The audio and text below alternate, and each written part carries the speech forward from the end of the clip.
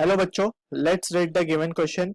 The question says a transparent cylinder has its right half polished so as to act as a mirror. A paraxial ray is incident from left, that is parallel to the principal axis, exits parallel to the incident ray as shown.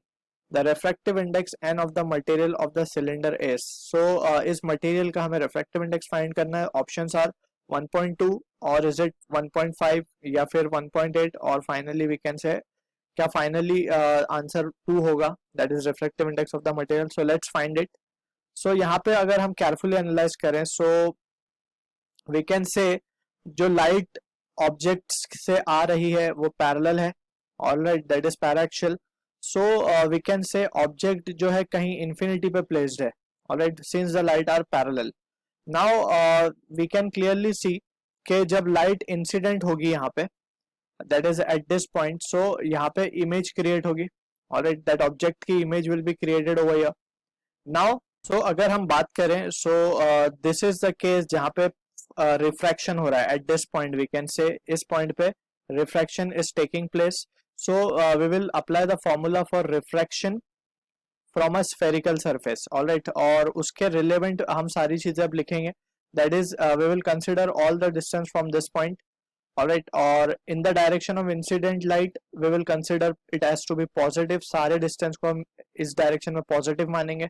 That is अगर हम माने कि radius r है इस cylinder का, so we will say r will be positive and image is formed at a distance 2r, so हम इसे भी positive लेंगे, alright, and just we will take it as minus infinity because distance of object is in the direction opposite to incident light, है ना.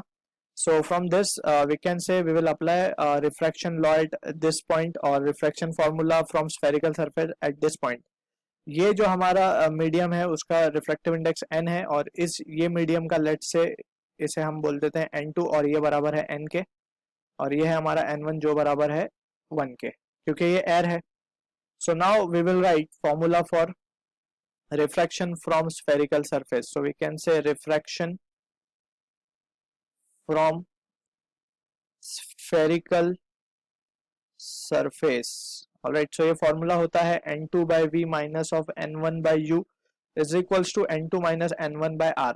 So यहाँ पे terms clear होने चाहिए. n2 is that medium जहाँ पे लाइट रिफ्रैक्शन के बाद जाने वाली है. n1 रिफ्रैक्टिव इंडेक्स ऑफ वो material refractive index of that medium जहाँ से लाइट आ रही है और v is image distance, u is object distance, r is the radius of spherical surface. So just we have to now substitute the value. n2 हमारे लिए n है, image distance plus 2r है, minus of minus will become plus, n1 1 है, u infinity पे है and here it is n1 और r भी positive है, therefore from here we can say 1 over infinity is 0. So n by 2r will be equals to n minus 1 by r, therefore from here r and r cancel हो जाएंगे. So हमारे पास जो value आएगी n की वो आएगी 2. So ये answer है इस क्वेश्चन का जो कि मैच होगा ऑप्शन डी से. So I hope you understood it well. All the best.